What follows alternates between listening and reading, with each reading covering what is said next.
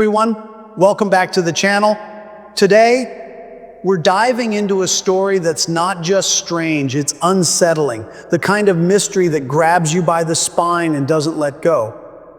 Picture this, deep in the quiet hills of northern Japan, where the cedar trees sway like silent sentinels and winters bite through the bone, something impossible happened in 1973.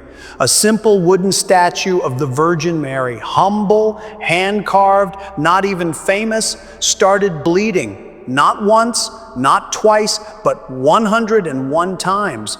This wasn't some ancient relic guarded in a marble cathedral. This was in Akita, a tiny remote town almost no one had heard of, a place of snow, silence, and now strange whispers. Buckle up, because the deeper we go, the darker it gets. Let's set the scene. We're in a modest convent, nothing flashy, just a quiet place of prayer called the Institute of the Handmaids of the Holy Eucharist. A few nuns lived there, gentle, devoted women. Their world, simple, rhythmic, sacred. Among them was Sister Agnes Katsuko Sasagawa. She wasn't like the others. Her body had suffered, an illness had left her nearly completely deaf. But she was strong, resilient. She didn't come to the convent chasing miracles. She came looking for peace, for silence.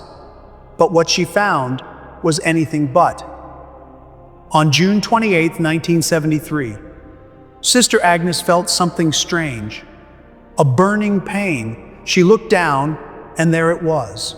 A wound, a red cross, etched deep into her left hand. It bled, it hurt, and it made no sense. No accident, no explanation.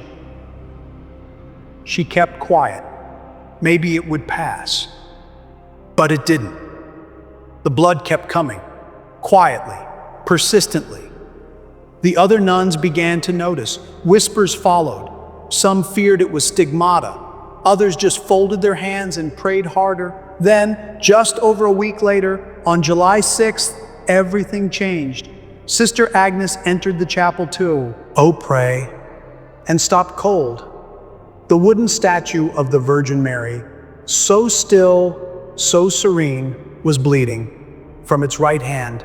Thick, red blood dripping down, the same hand as her wound. It wasn't a trick of the light, not old paint. This was fresh, unmistakably human blood.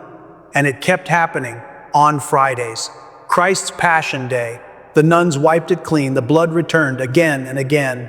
Doctors came, visitors too, some curious, some skeptical, all left shaken. Then, things got even stranger. Despite her deafness, Sister Agnes heard a voice, not in her head, not a dream. It came from the statue, soft, clear, feminine. It spoke to her gently at first, encouraging her to pray, to offer her suffering for the sins of the world. But then, the message darkened. If humanity does not repent, the voice warned, a great chastisement will come. Fire will fall from the sky. Much of mankind will perish. This wasn't poetic, this wasn't symbolic, these were specific, direct, apocalyptic. The Virgin's voice spoke of a church torn apart from the inside, bishop against bishop, cardinal against cardinal, a collapse from within. And then came the tears, not metaphorical ones, real, human tears.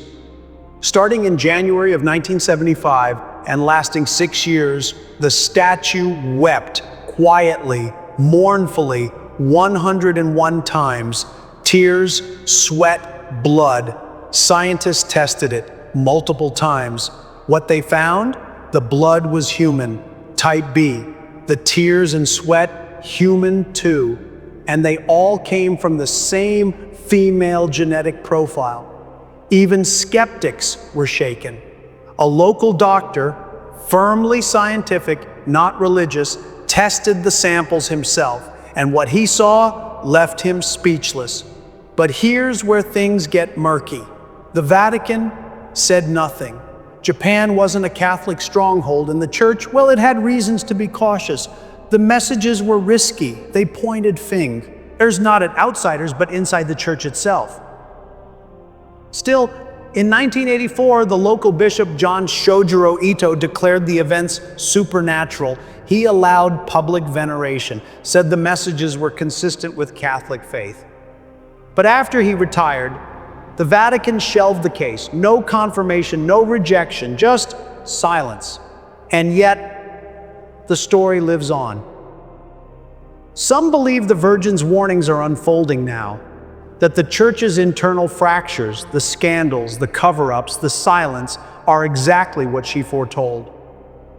The world, some say, feels like it's cracking, like we're one spark away from fire falling from the sky. Sister Agnes, she never chased fame, she stayed in quiet service. During the apparitions, her hearing miraculously returned, only to fade again. In 2019, decades after the statue stopped weeping, she claimed to receive one last message, a final, urgent call for the world to return to prayer. Today, the statue rests sealed inside the chapel. It no longer bleeds, it no longer cries. But still, pilgrims come, they kneel, they whisper, and many say they feel watched. So, what really happened in Akita? Was it a miracle, a warning, a mass delusion? The blood was real, the tears were real, and maybe, just maybe, the prophecies are too. Maybe the silence from the church says more than any words ever could. What do you think? Let us know in the comments below. And if these chilling mysteries leave you with goosebumps and questions, hit that like button and subscribe to Hallowed Secrets. We've got more stories you won't believe and some you might wish you never heard. Until next time, and stay curious, and maybe say a prayer.